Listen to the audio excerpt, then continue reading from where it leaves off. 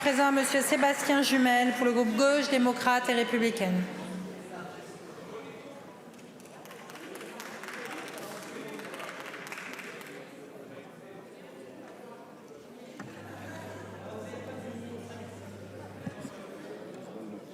Merci.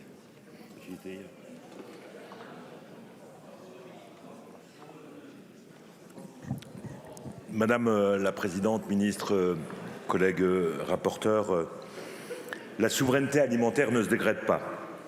Reprendre la main sur notre destin alimentaire et agricole exigera plus que des déclarations d'intention et qu'un texte insuffisant qui renvoie les sujets fondamentaux à des lois futures. Depuis des mois, les agriculteurs l'affirment, l'agriculture française a besoin de bras et d'un cap pour se relever. En l'espace d'un demi-siècle, elle a subi un plan social massif avec la perte d'emplois agricoles et la disparition de 800 000 exploitations. Cette grande transformation a conduit nos exploitations à s'agrandir sous les effets d'une PAC plus tournée vers l'intensification des processus de production. Les terres se sont concentrées, la taille moyenne des fermes a presque triplé en 30 ans. Si rien n'est fait, on estime que d'ici 2035, la France pourrait continuer à perdre plus de 100 000 exploitations agricoles. On ne saurait se résoudre à cette perspective à moins d'accepter que la ruralité se transforme en vaste désert. Dans nos assiettes, fruits et légumes, poissons et viandes sont massivement importés et produits à l'extérieur selon des normes sociales, environnementales et sanitaires au rabais. Voilà où nous en sommes. La mondialisation alimentaire a conduit à ce que même l'acte de se nourrir en vienne à subir la loi de la concurrence libre et non faussée. Cette trajectoire qui fait mal à nos campagnes, qui sape notre souveraineté alimentaire, nous conduit aujourd'hui dans le mur. À ne pas vouloir faire de l'agriculture qu'un bien d'exportation interchangeable contre des voitures ou d'autres biens, nous capitulons sur notre souveraineté, nous permettons plus le renouvellement des générations et nous fragilisons l'environnement. Le texte que nous avons discuté longuement ne répond pas aux grands enjeux d'une agriculture française qui décroche depuis 10 ans et qui ne parvient plus à assurer la relève des générations. Non, ce texte ne répond pas aux défis d'accès au foncier.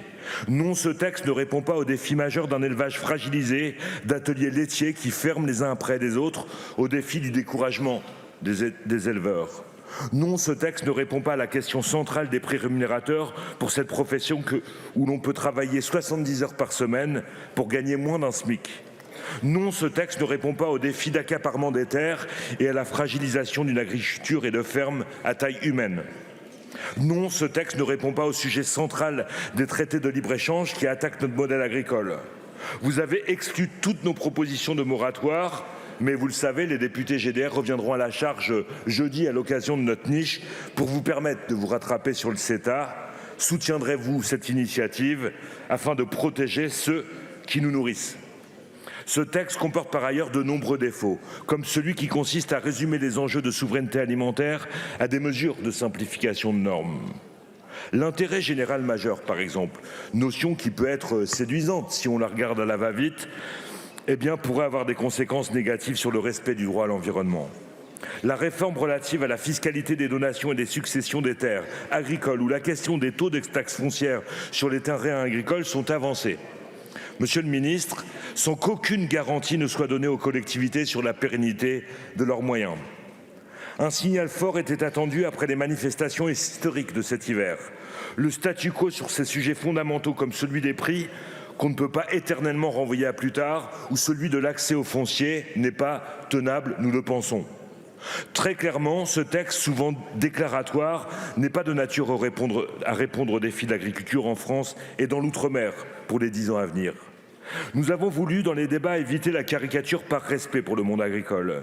Nous avons voulu défendre dans ce texte très insuffisant ce qui pouvait l'être avec quelques avancées grâce à nos amendements comme celui proposé par le président Chassaigne sur les communes boisées. Quelques avancées aussi comme la défense d'une ambition sur le bio ou comme le rejet d'une introduction massive des fonds d'investissement privés dans notre agriculture à travers les groupements fonciers d'investissement que nous avons rejetés. Et c'est bien. Ce n'est pas le texte que nous voulions même si on peut mettre à son crédit d'inscrire des points positifs dans notre droit, comme la prise en compte de difficultés qui pèsent sur l'installation des jeunes agriculteurs en créant le guichet France Agriculture ou en donnant un peu plus de perspectives à l'enseignement agricole. Pour conclure, et malgré les quelques améliorations que j'ai rappelées et que nous avons pu apporter, nous restons sur ce texte sur notre faim.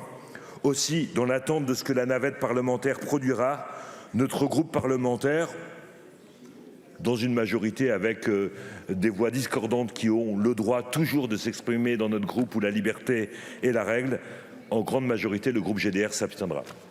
Je vous remercie, monsieur le député.